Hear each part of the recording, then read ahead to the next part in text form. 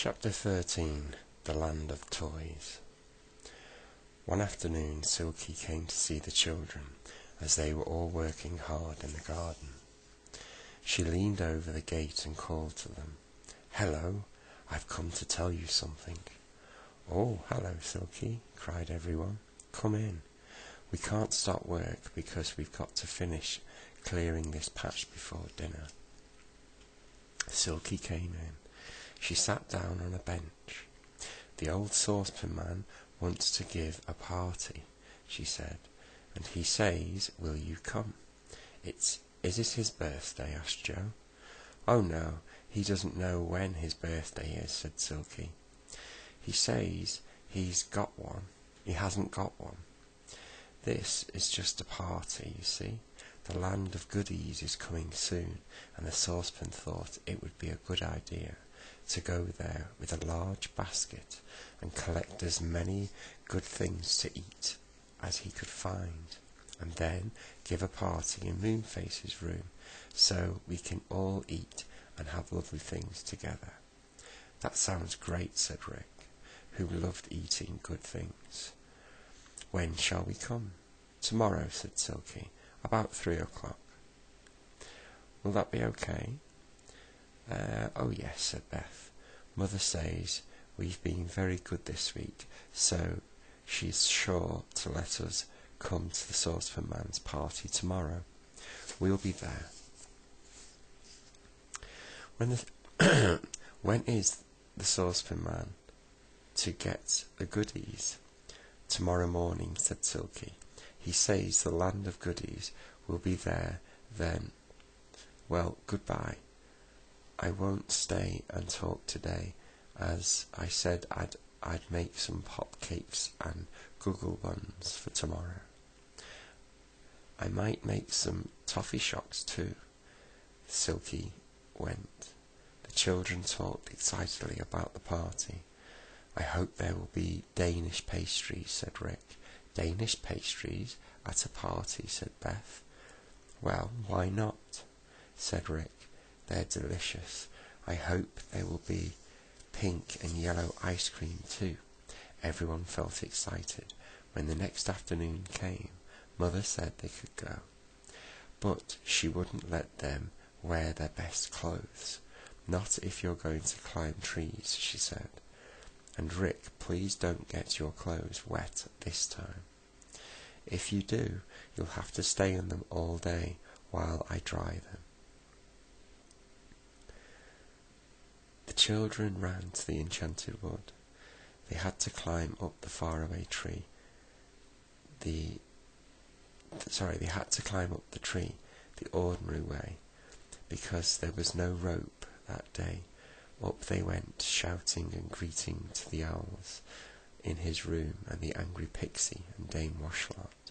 They reached Moonface's house. He and Silky were setting out cups and saucers and plates ready for all the goodies that the saucepan man was going to bring back. Silky passed a bag around. "Have a toffee shock," she said.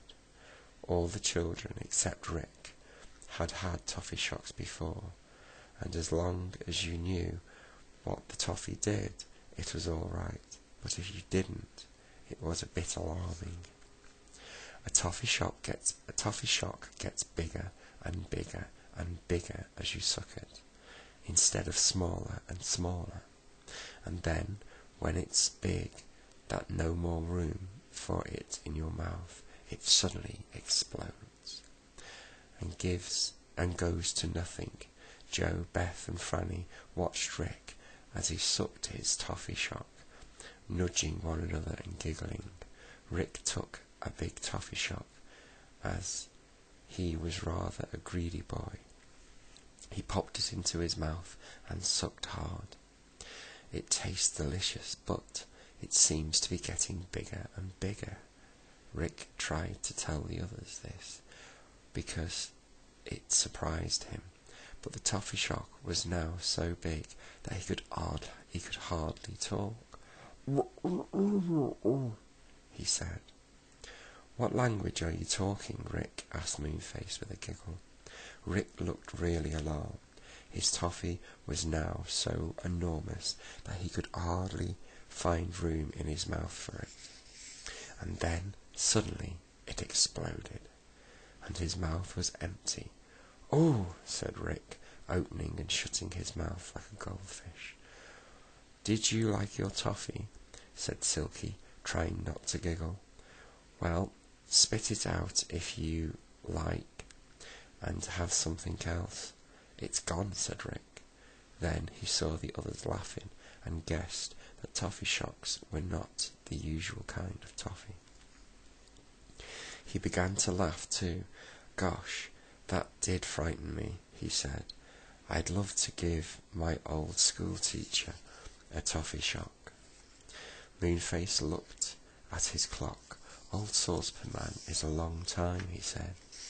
"It's 3:30 now, and he promised he'd be back really quick."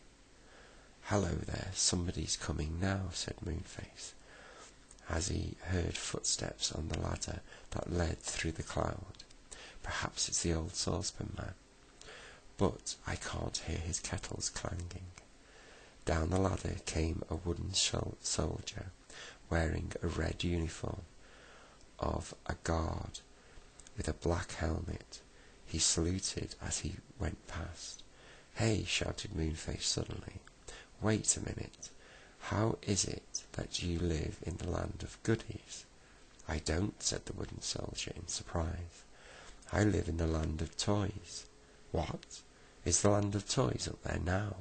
cried Moonface, standing and looking at him in amazement. "Of course," said the soldier. "The land of goodies doesn't arrive until next week." "Oh," groaned Moonface, as the soldier disappeared down the tree. "Old Saucepan has made a mistake. He's gone to the land of toys instead of the land of goodies.